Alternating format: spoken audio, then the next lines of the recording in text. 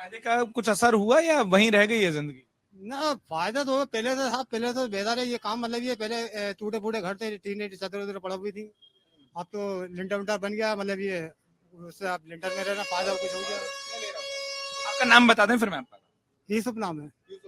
जी, अब आप कुछ बोलना चाहते अभी भाई साहब ने कहा था कि पहले यूसुफ ने। कि छुरियों से हमें दबा के काम कर लिए जाते थे। कानून व्यवस्था जितनी इस सरकार में बेहतर है, हमने अपनी लाइफ में ऐसी कानून व्यवस्था नहीं देखी। और वाकई सही बात है कि मकानों का लाभ हो, राशन का लाभ हो, ये हर वक्त को मिला है। ये नहीं, इसमें कोई किसी का ये नहीं कि ये इस वर्ग का, सबको बराबर मिला है और सबको एक समान मिला है।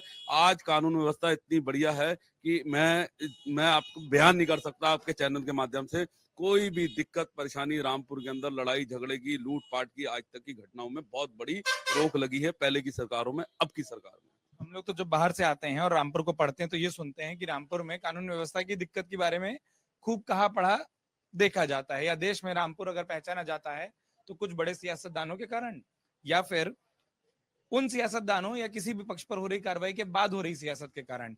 तो रामपुर जब इतने बड़े बड़े नेता दिए तो ये समस्या क्यों नहीं सुलझ पाई, जो आप कह रहे हैं कि यहाँ के लोगों को काम क्यों नहीं मिला? जब इतने बड़े नेता रहे जो कि उत्तर प्रदेश में, और कोई भी पार्टी रही हो, रामपुर से आने वाला नेता उत्तर प्रदेश की सरकार में चेहरा रहा है। इतने बड़े नेता रहे, मुख्यमंत्री का ओहदा था, कद था, लेकिन रोजगार के माध्यम से वो बढ़ाना चाहते तो बढ़ा सकते थे। नहीं, मैं तो पूछ रहा हूँ, कमी क्यों हुई? कमी, ये तो नेताओं की कमी है ना। ये तो उनसे सवाल किया जाए आपसे कि क्यों कमी, क्यों रोजगार के माध्यम से नहीं जोड़ा गया।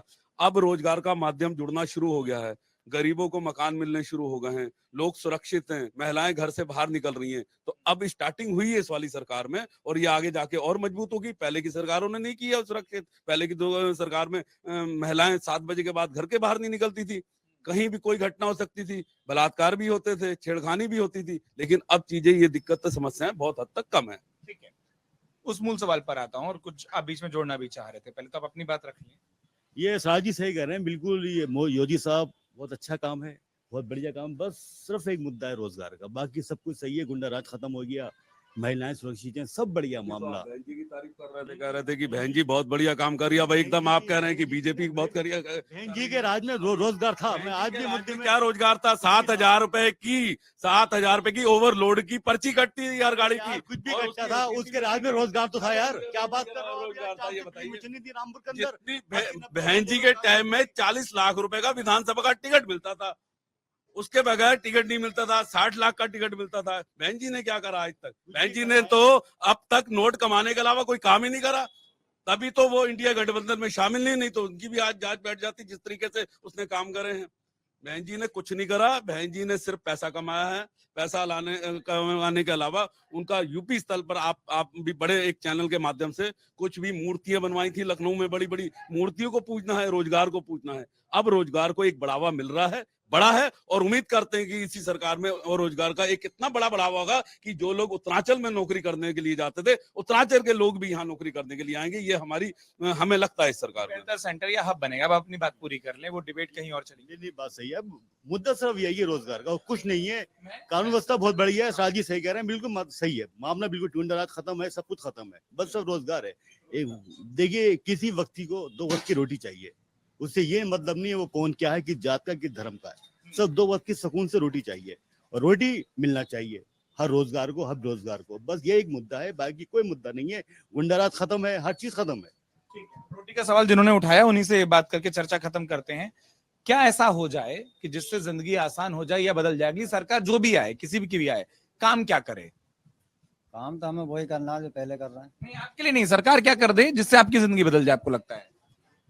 अनपढ़ को नौकरी तो मिल नहीं सकती, अगर मिल जाएगी तो काम बढ़िया हो जाएगा। इसके अलावा कोई काम नहीं है हमारे पास।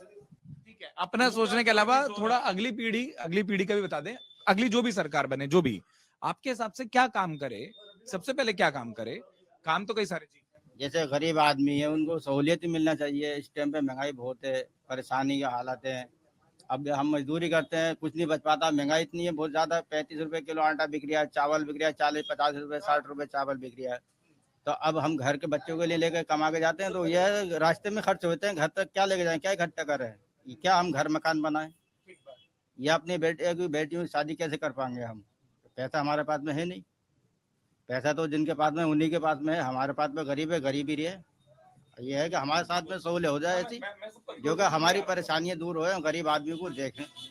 वही सरकार बेहतर है जो मजदूर आदमी को हेल्प करे और बच्चों की शादी कराए। अगर आप ये वीडियो YouTube पर देख रहे हैं तो हमारे चैनल को सब्सक्राइब करें और बेल आइकन को दबाना ना भूलें। अगर आप Facebook पर ये वीडियो देख रहे हैं तो हमारे पेज को लाइक करें।